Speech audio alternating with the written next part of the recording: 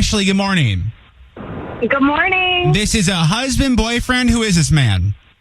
He is my boyfriend. Okay. And so for a month, he was complaining of what? Unable to breathe, shortness of breath, chest pain. Sure. And I finally got him to go to the doctor, and sure enough, he had multiple clots on his heart valve, and his heart was working at 20%. Yeah. He was admitted to Fairfax ICU Heart and Vascular for over a week. His heart was too weak to do any surgery, so they put him on a German medication that broke up the clots, and he's fine. Yeah. Oh, my God. So for that month, Ashley, when his heart wasn't working, he was just like, I'm just tired? Yeah. So, I mean, he did have a heart attack at 22, so he has a heart valve. Sure. And he just kept complaining that he was just shortness of breath, and he's like, I'll be okay, and sure, he wasn't okay. Yeah, okay. Oh, All right, my God, Ashley, he's one okay second. now. Yeah, you're in the God. running. My goodness. All right. Let's go, Jen. Good morning.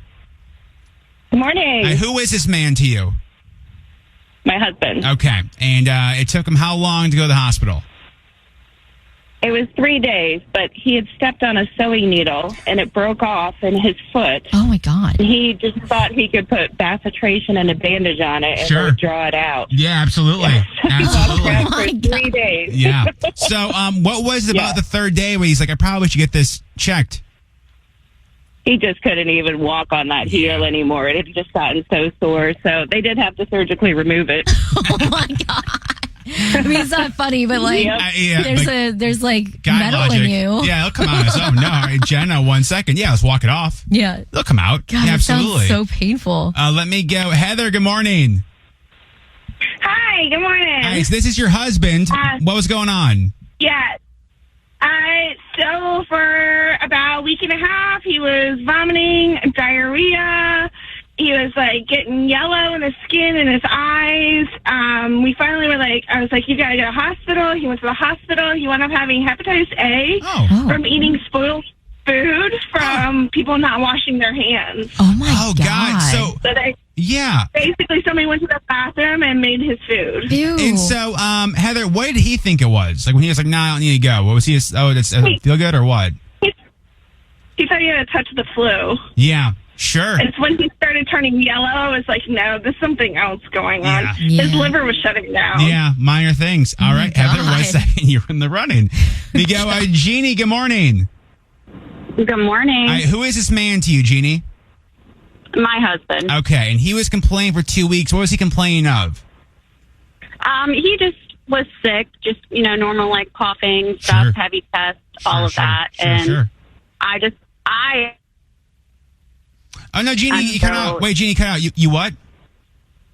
I just put it to the man flu. Yeah. Okay. Which is severe. So it's a very severe disease, so Jeannie. severe. It's very severe, Yeah, right? absolutely. So finally took him to the urgent care and come to find out he had double pneumonia and they had to take us out to the hospital. Wow, Oh, my It's a God. It's a running joke now. So whenever he gets sick, he's like, oh, well, I hope I don't have to go to the hospital. Well, yeah, I mean, and to be honest, Jeannie, the fact that more men aren't admitted because of the man cold is it's a scary disease people don't talk about enough. You know what I mean? Right. Yeah, absolutely. Jeannie, 1 second, you're in the running. It is. Yeah, sure. It is. I'm a survivor. Barely. But I have it a Barely. couple times. Wait, hold on. Connor, you were the guy. So you waited 7 years, Connor. What were your symptoms for 7 years, Connor? 7 years. Okay, so every morning I would wake up, I would go to the bathroom, and then I would just get instantly queasy, and I would stay queasy for the entire day, probably throwing up between 20 and 30 times every single day, and every single day for about 7 years. I finally just went to the doctors because, I thought it was an ulcer, but yeah, cystical vomiting syndrome is what I got diagnosed with. And I'm now on medicine, and I'm like 2.5 months no throwing up. Look at you. Oh. But Connor, I mean, at what point, 7 years, what was the tipping point, bruh? The tipping point was really just getting badgered by like everyone else. Like all of my friends and family were just like, hey, dude, you should probably go to the hospital. And Yeah, I'm that's like, probably fair. I fucking listen to myself. Yeah. Do logic. All right, Connor, 1 second. You're in the running. I don't feel as bad now for waiting like 6 days. That's wild. The meningitis almost got me. Yeah. That could have been a bad one. Yeah. That was more on that in a second. That could have been a bad one. Let me go in Rockville. Vicky, good morning. Good morning. And this is your husband. He waited 6 years. Yes. What were his symptoms? So he had a recurring infected cyst or ingrown hair that was under his butt. Nice. Target practice for sure. Unfortunately, it made it very painful to sit. And it would flare up every now and then, and he just wouldn't say anything about it. He would just deal with it on his own, and then, it would go away. And then, but it would still be there. Like, it was still getting bigger and bigger and bigger. And this last time it got so bad where he couldn't go to work for like a week. So we had to actually do something about it. So we went to the urgent care and got it lanced, and he's on antibiotics and pain meds, and we're on the mend, but we obviously still need to get him to, a regular doctor to make sure it's going to get healed. So for 6 years, he was like, yeah, sitting's not comfortable for me. Yeah, pretty much. Yeah, sure. Oh my God. And of course, didn't say anything to me until it was at the point where he couldn't sit anymore. There we go. All right, Vicky, 1 second. You're in the running. There we go. Just guy things. Just boy things, you know. Like in Westminster. Bree, good morning. Good morning, guys. All right, so your husband claimed what, Bree? So he was playing in a baseball league and sprained his foot because, they've sprained it so many times and it's fine. And I looked at it and I was like, that's definitely worse than a sprain. He complained about it, kept running on it, kept doing everything else. And finally, 3 months later, he went to get it checked out and the doctor was like, yeah, you actually fractured this. You should have fit in food and everything else. So, Yeah. Well, it's a bad sprain, Bree. It's a bad sprain. Bad sprain. Absolutely. Okay. But actual fracture. Yeah. Bree, 1 second, you're in the running. That's one of those things where you probably just don't want to admit it. Yeah. That you hurt yourself playing like old man baseball. Literally. You know what I mean? Let me go. Chantel, good morning. Hey, good morning. This is your husband. What were his symptoms? He had really ugly feet, toenails. It was embarrassing. He never wore sandals. Sure. His family, everyone, teased him about it. So Sure. Yeah. very insecure about his feet. Yes. He finally goes to get checked. We find out what? It was just a simple toenail fungus. He was dealing with it for 25 years plus, and all he had to do was just take a week of antibiotics, and they all cleared up. Oh my God. Chantel, you saved that man's life.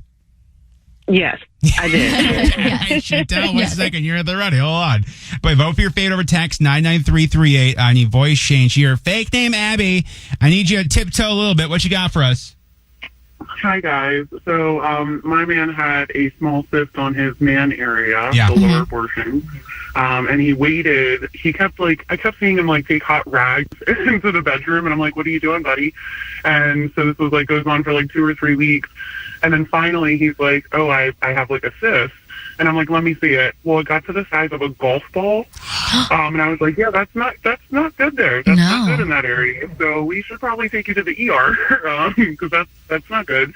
And then it was absolutely awful because they wound up excising it right then and there in the ER. They didn't. Oh, God. They injected local. Yeah. He's behind a curtain wall. There's 100 patients in there. He's screaming. I'm holding his arms down.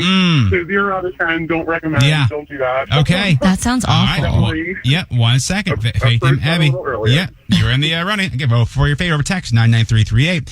When I had the meningitis, I talked about this during the comedy show, but I went in, and first of all, I went to the one hospital we've talked about that everybody in this area, I'm not going to say the name of it. No. Everybody knows the worst hospital in this area. I didn't even go when I had to go to Correct. the hospital, to that hospital. And the ironic thing is this hospital is in an area that should be really good. Yeah. In theory. But it's horrendous. It has 0-star reviews, whatever. This is the hospital where they had me wait in the waiting room, no food or drink. So I was in the waiting room for 2 hours. Then I went to get my blood taken. They're like, we can't find a vein. I'm like, oh, might be because I'm dehydrated. Yeah. In fact, the guy taking the blood goes, you're dehydrated. I go, no way. Kind of the whole vibe. That's wild. So they gave me an IV of medicine, but the people working, the nurses, weren't paying attention. I took my IV out when it was empty. That's wild. It's a long story short, but the doctor came in because I had threatened to leave because they gave me a CAT scan. I was there for 6 hours. Yeah. CAT scan was done at midnight finally. I told the nurse, yeah, I'm going to go home. And she goes, what do you mean? I'm just going to go home. Yeah. She's like, that's not protocol. I go, well, if there's an issue, you can probably call me. And then all of a sudden, they got the results in 2 minutes. But the doctor came, he's like, hey, this is what I think it is. There's only one way to confirm it. I go, what's that? He goes, spinal tap. Nah. And I was like, nah, I'll take your advice, bro. Yeah, I believe you. Nothing about a spinal tap sounds fun. That sounds awful. It's a big needle, dude. In your back. You hate needles. I do. Imagine getting an epidural. I don't plan on giving birth anytime soon. Well, you can also get epidurals if like you have like neck pain and stuff. Oh, really? Oh, Yeah. because you got one for your car crash, didn't you? Yeah, I used to get them like every few months. Yeah, that's a hard pass for me. Okay. Spinal tap doesn't sound good about that either. You know Well, what when I mean? I went to the hospital in March, I went to Suburban and the nurses checked on me regularly and they were very nice. It's very exciting. Well, this one, It was great. not so much. In fact, there's a nickname for the hospital that deals What's with the nickname? It's called something like that. Yeah, there it is.